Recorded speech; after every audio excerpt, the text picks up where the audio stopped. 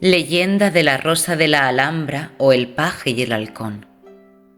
Poco tiempo después de terminada la Reconquista, fue la deliciosa ciudad de Granada la residencia habitual y favorita de los soberanos españoles, hasta que de ella se vieron ahuyentados por los continuos terremotos que asolaron multitud de sus edificios e hicieron temblar las viejas torres moriscas hasta sus cimientos. Muchos años transcurrieron después y en este largo tiempo rara vez se vio favorecida Granada con la visita de algún personaje de la familia real. Los palacios de la nobleza quedaron cerrados y silenciosos y la Alhambra, como desdeñada hermosura, permaneció en triste soledad en medio de sus mal cuidados jardines. La Torre de las Infantas, residencia en otro tiempo de las tres encantadoras princesas moras, participaba del abandono general. La araña tejía su tela en lo alto de los dorados camarines, a la vez que los murciélagos y las lechuzas anidaban en aquellos primeros aposentos, realzados en otro tiempo con la presencia de Zaida, Zoraida y Zoraida. El abandono de esta torre obedecía principalmente a la superstición de los habitantes, pues había circulado el rumor de que la sombra fantástica de la joven Zoraida, que había exhalado su último suspiro en aquella torre, se veía con frecuencia a la luz de la luna, reclinada junto a la fuente del saloncito o llorando en lo alto del adarve, y que otras veces, a medianoche, oían los acordes de su argentino laúd los caminantes que transitaban por lo hondo de la solitaria cañada. Por fin, la ciudad de Granada vióse honrada por personajes reales. Todo el mundo sabe que Felipe V fue el primer Borbón que empuñó el cetro de España, y asimismo es sabido que casó en segundas nupcias con Isabel, la hermosa princesa de Parma, y que por esta serie de acontecimientos un príncipe francés y una princesa italiana compartían el trono español. La Alhambra hubo de decorarse y amueblar a toda prisa para recibir a los regios esposos, y con la llegada de la corte cambió por completo el aspecto del palacio, desierto poco antes. El estruendo de los tambores y trompetas y el trotar de los caballos por las avenidas y patios del Alcázar, a la vez las barbacanas y los adarves, todo traía a la memoria el antiguo extinguido esplendor militar de la fortaleza. Respirábase de nuevo cierto ambiente en los reales aposentos. Oíase el crujir de las sedas y el cauteloso paso y las voces suaves y melifluas de los aduladores cortesanos a través de las antecámaras, el continuo ir y venir del sinnúmero de pajes y damas de honor por los jardines y los acordes de la música que se escapaban al través de las celosías. Entre los individuos de la regia comitiva venía un paje, favorito de la reina llamada Ruiz de Alarcón. Con decir que era favorito de la reina queda hecho todo su elogio, pues cuantos figuraban en la corte de la altiva Isabel distinguíanse por su gracia, su donosura y su belleza. Acababa nuestro lindo doncel de cumplir las 18 primaveras y era esbelto, bien formado y hermoso como el joven Antínoo. Ante la reina mostrábase siempre con toda deferencia y respeto, pero en el fondo era un calavera acariciado y mimado por las damas de la corte y más experimentado en materia de mujeres que lo que debía esperarse en sus pocos años. Andaba el bullicioso paje cierta mañana vagando por los bosques del Generalife que dominan la Alhambra y se había llevado para distraerse el halcón predilecto de la reina, cuando he aquí que atisba el ave de rapiña un pájaro posado en un árbol y se lanza a volar en su persecución. Elevóse en efecto por los aires y precipitóse sobre su presa, pero se le escapó y siguió volando sin hacer caso de los llamamientos del paje. El joven siguió con la vista al pájaro furtivo en su caprichoso vuelo, hasta que lo vio posarse sobre la muralla de una apartada y solitaria torre, construida en el borde de un barranco que separa la fortaleza real de la jurisdicción del Generalife. En una palabra, en el muro de la Torre de las Infantas. Descendió el paje hasta el barranco y acercóse a la torre, pero no presentaba ninguna entrada por la parte de la cañada, y su altura prodigiosa hacía imposible todo propósito de escalamiento. Así pues, buscando una puerta o entrada cualquiera del castillo morisco. Fue dando un gran rodeo para explorar por los lados de la torre que miran al interior de la fortaleza. Delante de la torre misma veíase un pequeño jardín cercado con un enverjado de cañas y cubierto de mirtos. Abrió el mancebo un portillo y atravesó por entre cuadros de flores y grupos de rosales hasta llegar a la puerta de aquella.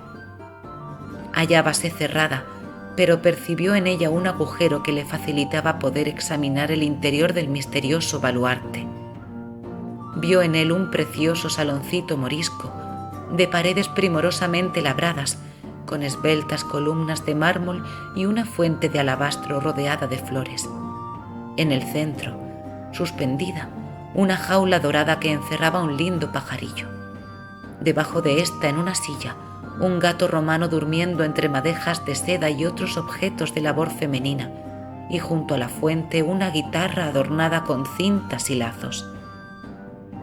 Sorprendióse Ruiz de Alarcón ante aquellas señales de gusto y elegancia femenina en una torre que él suponía deshabitada, y al punto se le vinieron a las mientes los cuentos de salones encantados tan divulgados en la Alhambra, y si el gato romano sería tal vez alguna hechizada princesa.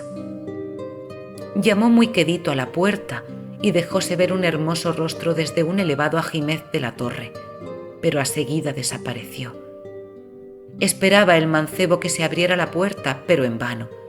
No se oía ni el más leve sonido dentro, y todo permanecía en silencio. ¿Le habrían engañado sus sentidos o era quizá la hermosa aparecida helada que habitaba la torre? Llamó de nuevo y con más fuerza, y después de una ligera pausa apareció por segunda vez el mismo rostro hechicero, de una lindísima muchacha de 15 años. Saludóla inmediatamente el paje quitándose su birrete de plumas y le rogó en los términos más atentos y corteses que le permitiese subir a la torre para coger su halcón fugitivo. «Dispensadme, señor, pero no me atrevo a abriros la puerta», contestó la joven ruborizándose, «pues mi tía me lo tiene prohibido». «Os lo ruego encarecidamente, hermosa niña, considerad que es el halcón favorito de la reina. ¿Y cómo voy a poder volver al palacio sin él?» «¿Sois, pues, un caballero de la corte?» «Ciertamente, encantadora niña, pero caería en desgracia con la reina si dejase perder ese halcón». «¡Santa Virgen María! Pues sí, precisamente a los caballeros de la corte es a quien mi tía me ha encargado más especialmente que jamás les abra la puerta». «Ya, pero será a los malos caballeros, y está perfectamente. Mas yo, querida mía, no pertenezco a ese número, sino que yo soy un simple e inofensivo paje que se verá arruinado y perdido si le negáis esta pequeña merced». Enternecióse el corazón de la joven al ver el apuro del pobre pajarillo. ¿No era una lástima que se arruinara por cosa tan baladí? Y seguramente aquel joven no podía ser ninguno de los peligrosos cortesanos que su tía le había pintado, especie de caníbales siempre dispuestos a hacer presa en las jóvenes inocentes. Por el contrario, ¿no se veía que era gentil y modesto? Y suplicaba birrete en mano y era tan encantador. El astuto paje vio que la guarnición empezaba a vacilar y redobló sus súplicas de un modo tan conmovedor que no era posible que cupiese la negativa en el corazón de la muchacha. Así pues, la ruborosa y tierna guardiana de la torre bajó y abrió la puerta con mano trémula. Si el paje quedó extasiado cuando vio su peregrino rostro en la ventana, acabó de perder el juicio al contemplar delante de sí el conjunto de la linda castellana. Su corpiño andaluz y su graciosa basquiña dejaban ver la redondez y delicada simetría de sus formas, manifestando que no habían llegado aún a su completo desarrollo. Su sedoso cabello, partido en su frente con escrupulosa exactitud, hallábase adornado con una fresca rosa recién cogida. Mostrábase algo tostado por los ardores del clima meridional, pero esto mismo prestaba más encanto al sonrosado color de sus mejillas, haciendo más radiante la fúlgida luz de sus hermosos ojos. Observó todo esto Ruiz de Alarcón con una simple mirada, puesto que no le era dado detenerse, y después de pronunciar algunas sencillas frases de agradecimiento, se dirigió rápidamente hacia la escalera de caracol en busca de su halcón. apareció después de un breve instante con el pícaro del pájaro en la mano. La joven, entretanto, se había sentado junto a la fuente del saloncito y se hallaba devanando una madeja de seda, pero en su turbación dejó caer el ovillo sobre el pavimento. Apresuróse galantemente el paje a recogerlo y, doblando una rodilla en tierra, se lo presentó. Mas al extender la joven la mano para recibirlo, imprimió el mozo en ella un beso más ardiente y amoroso que todos los que había depositado en la hermosa mano de su soberana. «¡Jesús María!», exclamó la muchacha ruborizada y llena de confusión y sorpresa, pues nunca había recibido saludo semejante. El humilde paje le pidió 1000 perdones, asegurando que era costumbre cortesana rendir de tal modo el homenaje del más profundo respeto. El enojo de la niña, si es que lo sintió, apaciguóse fácilmente, mas su agitación y aturdimiento continuaron, pues volvió a sentarse y seguía cada vez más ruborizada y cabizbaja, y aunque fija en su tarea, enredábasele la madeja que trataba de devanar.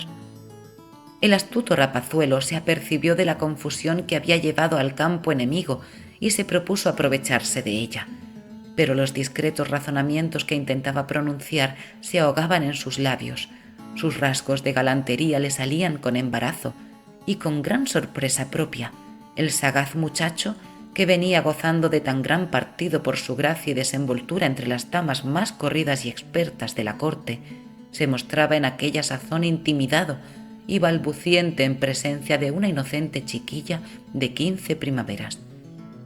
En suma, la sencilla joven tenía guardianes más eficaces en su modestia e inocencia que en los cerrojos y rejas con que la guardaba su vigilante tía. Sin embargo, ¿qué corazón femenino podrá ser insensible a las primeras emociones del amor? La joven, aun con todo su candor y sencillez, comprendió instintivamente todo lo que la atribulada lengua del paje no pudo expresar, y su corazón rebosaba de alegría al ver por primera vez un amante rendido a sus pies, y un amante como aquel. La turbación del paje, si bien sincera, duró poco, mas cuando iba el hombre recobrando su habitual aplomo y serenidad, oyó una voz áspera como a alguna distancia. «¡Mi tía, que vuelve de misa!», gritó la doncella asustada. «Señor, os ruego que os marchéis». «No ha de ser hasta tanto que me hayáis concedido esa rosca de vuestra cabeza como grato recuerdo». Desenredóla apresuradamente de sus negras trenzas y le dijo turbada y ruborosa: «Tomadla, pero oídos, por Dios, os lo suplico». El paje cogió la flor, cubriendo de besos al mismo tiempo la linda mano que se le otorgaba. Después, poniéndose el birrete y colocando el halcón en su puño, se deslizó por el jardín, llevándose consigo el corazón de la hermosa Jacinta. Cuando la celosa tía penetró en la torre, notó la agitación de su sobrina y el desorden que había en el saloncito. Mas con una sola palabra se lo explicó suficientemente todo. Un halcón ha venido persiguiendo su presa hasta el mismo salón. «Dios nos ampare y nos asista, con que hasta dentro mismo de la torre ha de penetrar los halcones. ¿Habráse visto nunca ave más insolente? ¡Ay, Dios mío! El pobre pájaro ni aun en la jaula misma está ya seguro». La vigilante Fredegunda era una dueña muy anciana y experimentada. Miraba con gran terror y desconfianza lo que ella llamaba el sexo opuesto, recelo que se había ido aumentando más y más con su largo celibato. Y no obedecía esto a que la buena señora hubiera sufrido en cualquier ocasión algún desengaño, pues la naturaleza la había dotado de una salvaguardia con su rostro que impedía traspasar los justos límites. Mas las mujeres que tienen poco que temer por sí mismas se hallan a toda hora apercibidas en la custodia y guardia de sus seductoras vecinas. La sobrina, huérfana de un oficial que pereció en el campo de batalla, se había educado en un convento y había sido sacada hacía poco tiempo de aquel sagrado asilo para encomendarla a la inmediata vigilancia de su tía, bajo cuya celosa tutela vegetaba oscurecida la pobre niña, como el capullo que florece oculto en un matorral. Y no empleamos esta comparación meramente al caso, pues es la verdad, la fresca y virginal hermosura de la muchacha había sido ya vista y admirada por las gentes, a pesar de vivir encerrada en su solitaria morada, y siguiendo la poética costumbre del pueblo andaluz, la apellidaban sus vecinos la Rosa de la Alhambra.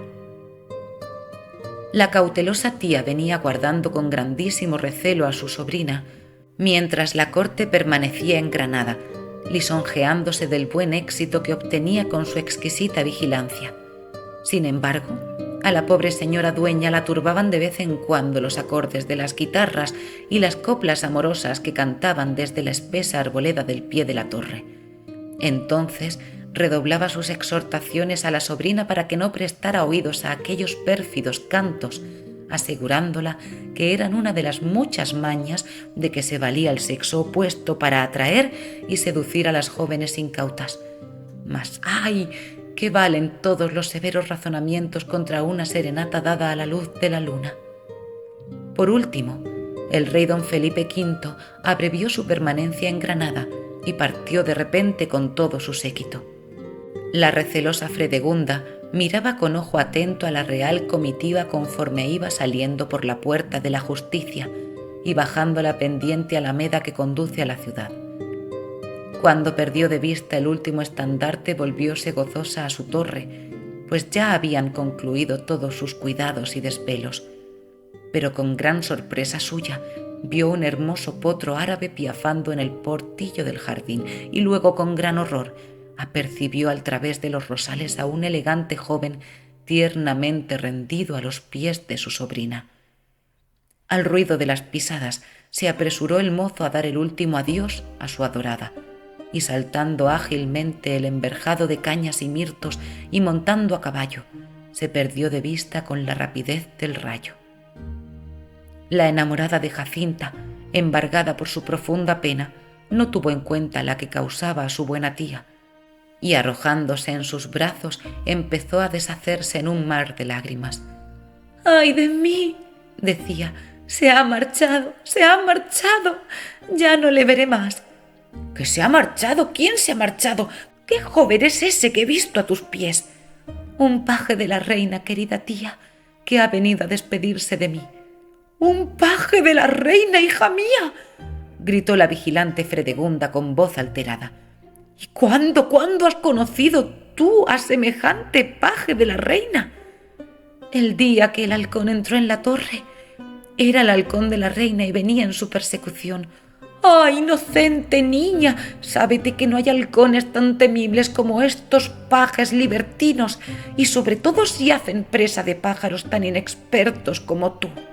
Gran indignación se apoderó de la tía cuando supo que, a pesar de toda su ponderada vigilancia, se había entablado aquella tierna correspondencia entre los dos jóvenes amantes casi en sus mismas barbas.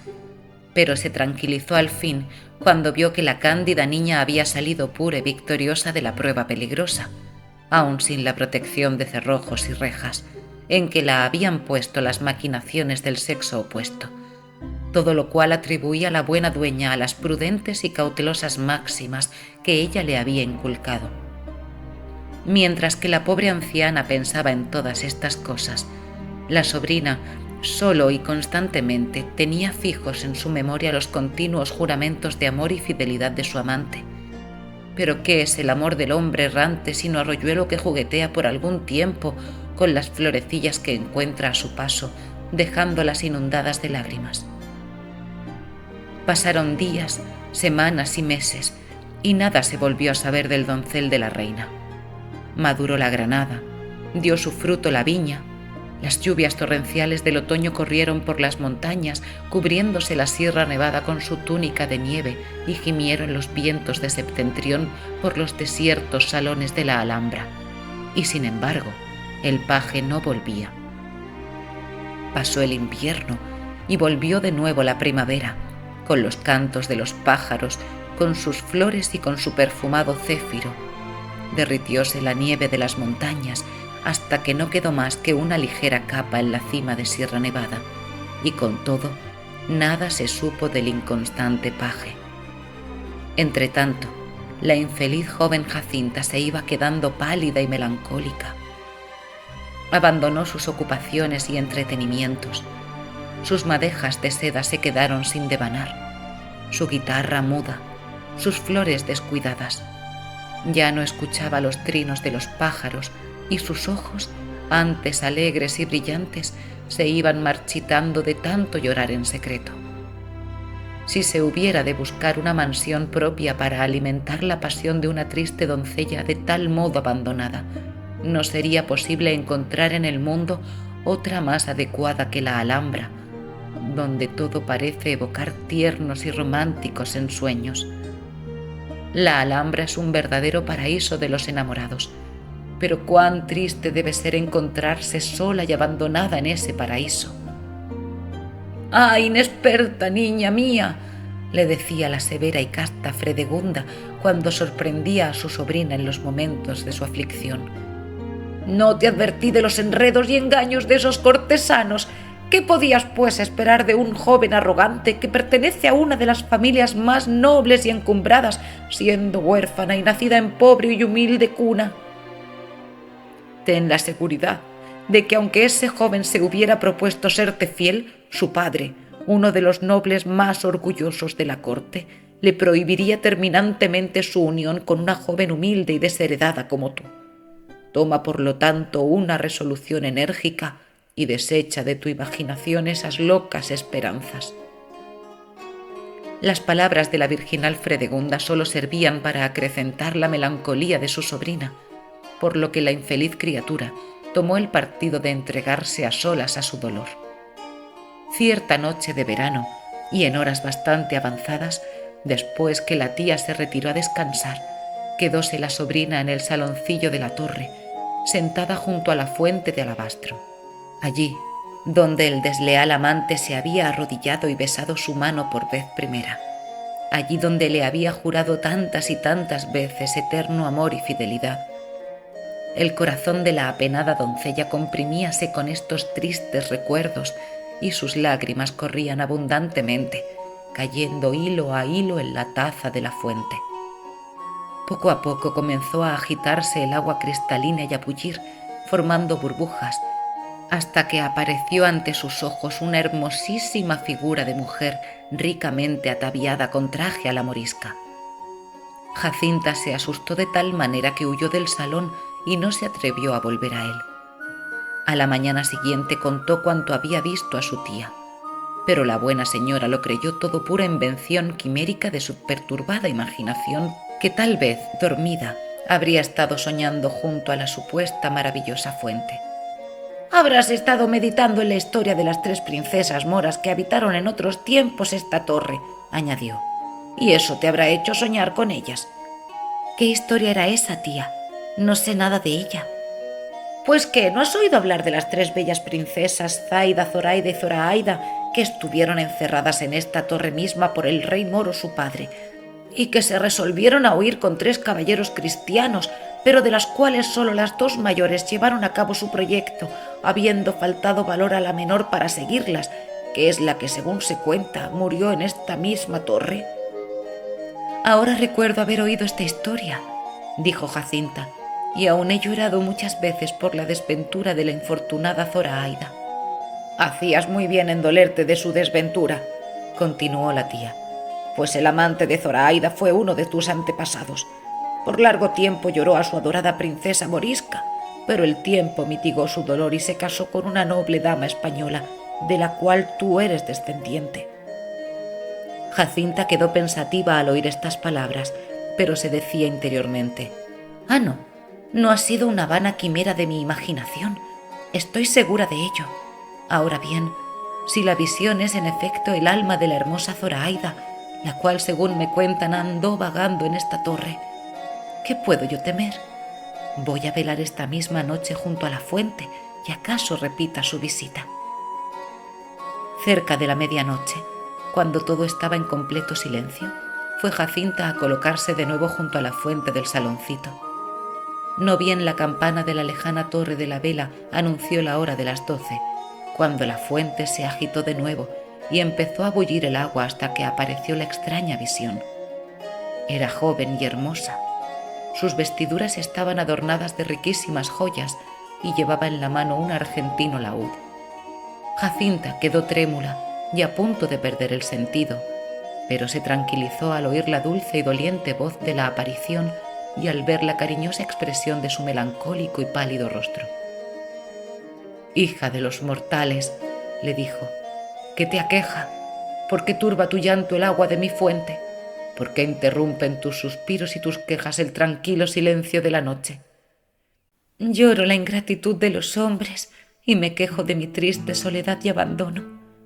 «Consuélate, hija mía, tus penas pueden concluir. Mira en mí una princesa mora que, como tú, fue también muy desdichada en amores.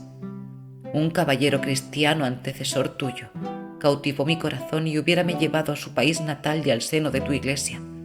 Me había convertido de todo, pero me faltó vigor que igualara a mi fe y vacilé en el momento supremo, por lo cual el espíritu del mal se apoderó de mí y estoy encantada en esta torre hasta que un alma cristiana quiera romper el mágico hechizo. ¿Quieres tú cometer esta empresa?» «Ay, sí, quiero», contestó la joven conmovida. «Pues acércate y nada temas. Mete tu mano en la fuente, rocía del agua sobre mí y bautízame según la costumbre de tu religión. Así concluirá el encantamiento y mi alma en pena alcanzará el descanso». La tímida doncella se aproximó con paso vacilante, introdujo la mano en la fuente y, cogiendo de ella un poco de agua, verificó la aspersión sobre el pálido rostro de la lúgubre aparición. Sonrióse con inefable benignidad la bella visión y, dejando caer su laúd a los pies de Jacinta, cruzó sus blancos brazos sobre el pecho y se desvaneció, tornándose al parecer en una como lluvia de gotas de rocío que caían cual perlas sobre la fuente. Jacinta se retiró del salón con cierto terror mezclado de asombro. Difícilmente pudo conciliar el sueño en aquella noche, y cuando se despertó al romper el día, por la misma agitación con que había dormido, le pareció que todo ello habría sido un delirante ensueño. Mas cuando bajó al saloncito vio confirmada la realidad de la aparición, pues al borde de la fuente se encontró el laúd de plata, brillando a los rayos del fúlgido sol naciente. Apresuróse a buscar a su tía y le contó todo lo que le había sucedido, exhortándola para que viniese a ver el laúd en testimonio de la veracidad de su historia. Si la buena señora abrigaba alguna duda, se desvaneció completamente cuando Jacinta pulsó el instrumento, pues le arrancaba melodías tan arrebatadoras que se conmovió tiernamente hasta el helado corazón de la Inmaculada Fredegunda, región de perpetuo invierno. ¿Qué otra cosa sino una melodía sobrenatural podía producir efecto tan prodigioso? La extraordinaria virtud del maravilloso laúd se hizo cada día más famosa. Cuantos transitaban por el pie de la torre se detenían encantados, sin atreverse a respirar, enteramente arrobados, y hasta los pájaros mismos se posaban en los árboles cercanos, enmudecidos, escuchando con extraordinario silencio aquellas divinas armonías. La fama de este prodigio cundió rápidamente por todas partes. Los habitantes de Granada subían a la Alhambra para oír siquiera algunas notas de la música sobrenatural, que aunque débilmente, se percibían los contornos de la Torre de las Infantas.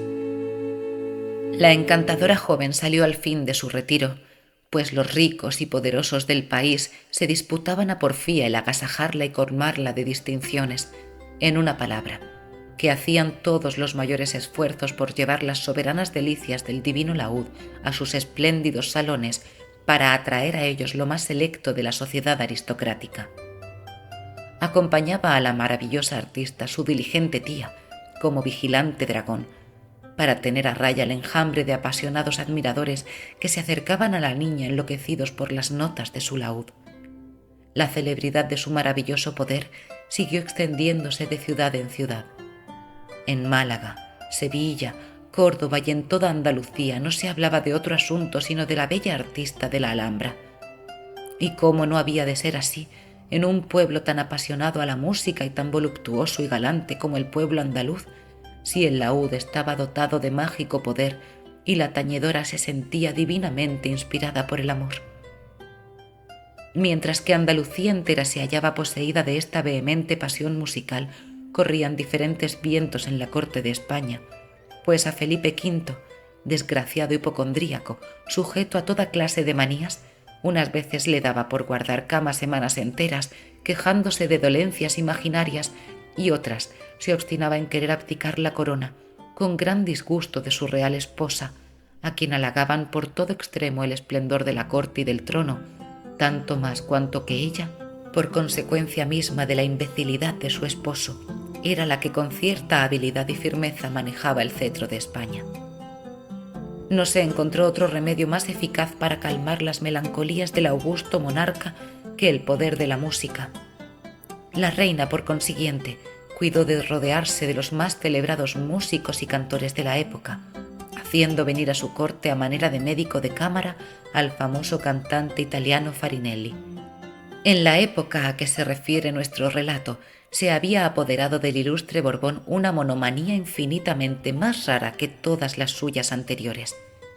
Después de un largo periodo de enfermedad imaginaria, contra la que se habían estrellado todo el arte de Farinelli y los conciertos de una escogida orquesta de cuerda de la corte, el desdichado rey se obstinó en que había entregado su espíritu, en creerse realmente difunto, cosa en verdad bastante inocente y que hasta hubiera sido algo cómoda para la reina y los cortesanos si se hubiese conformado con permanecer en el reposo consiguiente de los muertos, pero con gran apuro de todos se encaprichó en que se le hicieran las exequias fúnebres, y con sorpresa de cuantos le rodeaban, empezó a encolerizarse reconviniéndoles duramente por su negligencia y falta de respeto, queriéndole dejar insepulto. ¿Qué hacer en tal conflicto? Desobedecer las órdenes del monarca era asunto gravísimo a los ojos de aquellos respetuosos y ceremoniosos cortesanos, pero obedecerle y enterrarle vivo era cometer un verdadero regicidio.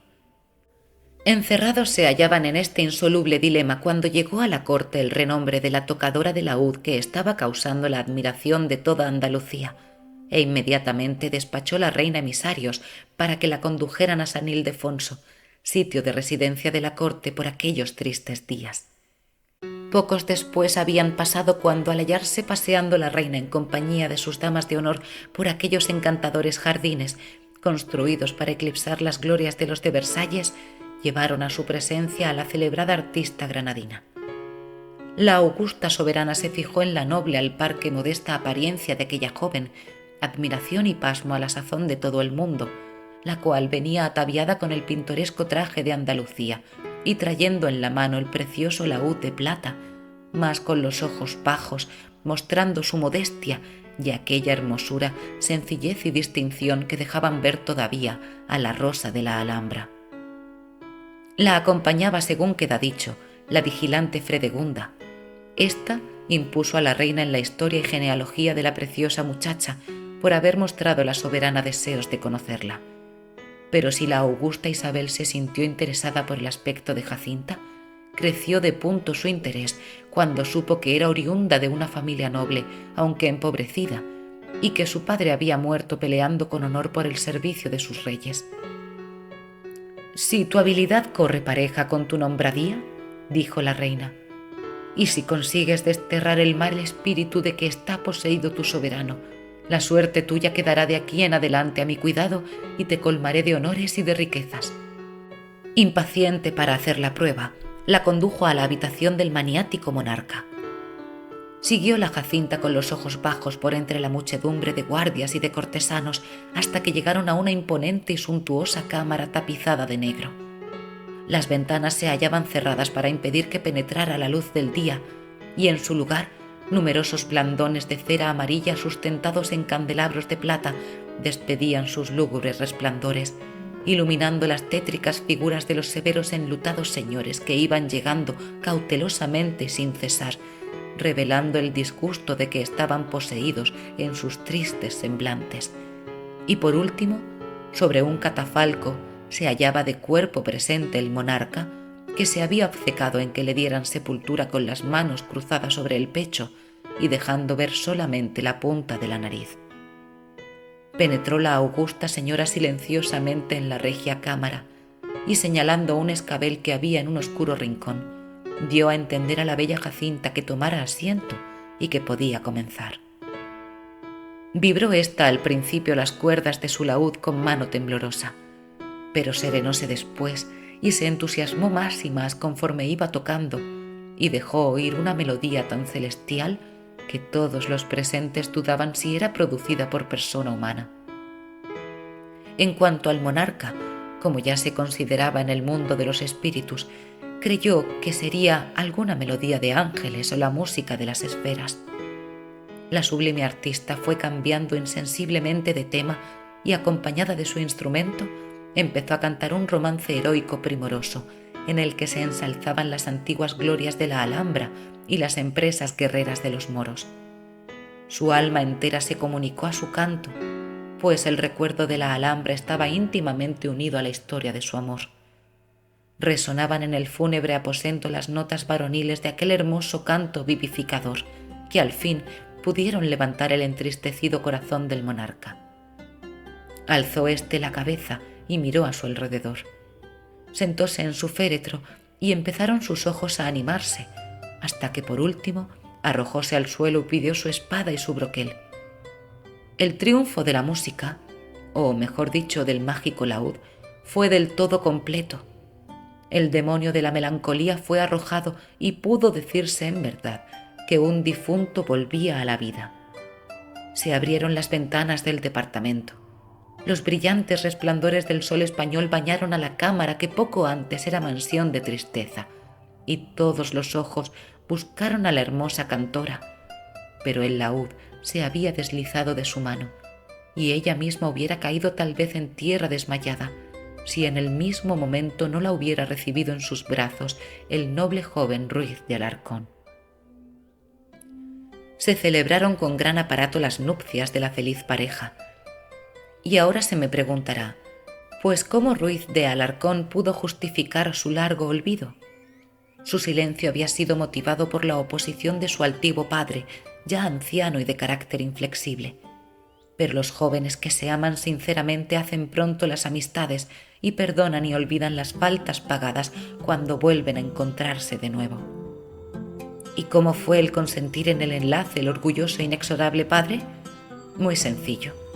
Sus escrúpulos fueron desvanecidos bien pronto con 2 palabras de la reina, y especialmente cuando comenzaron a llover sobre la gentil pareja toda clase de dignidades y recompensas. Además, debe saber el lector que el laúd de Jacinta poseía la mágica virtud de triunfar de la cabeza más testaruda y del corazón más endurecido. ¿Pero dónde fue a parar, me diréis, el laúd maravilloso? ¡Oh! Esto es lo más curioso y lo que prueba con más evidencia la veracidad de esta historia. Aquel laúd permaneció por algún tiempo siendo un tesoro de familia, mas luego fue robado por el gran cantante Farinelli por pura envidia de artista. A su muerte pasó a otras manos en Italia. Ignorando su mágico poder, fundieron la plata y aprovecharon sus cuerdas en un viejo violín de Cremona, las cuales conservan en gran parte su virtud maravillosa. Una palabrita al oído del lector, pero que no se entere nadie. Este violín está arrebatando al mundo entero. Es el violín de Paganini. Suscríbete al canal La Rosa de Alejandría, comenta y comparte este vídeo.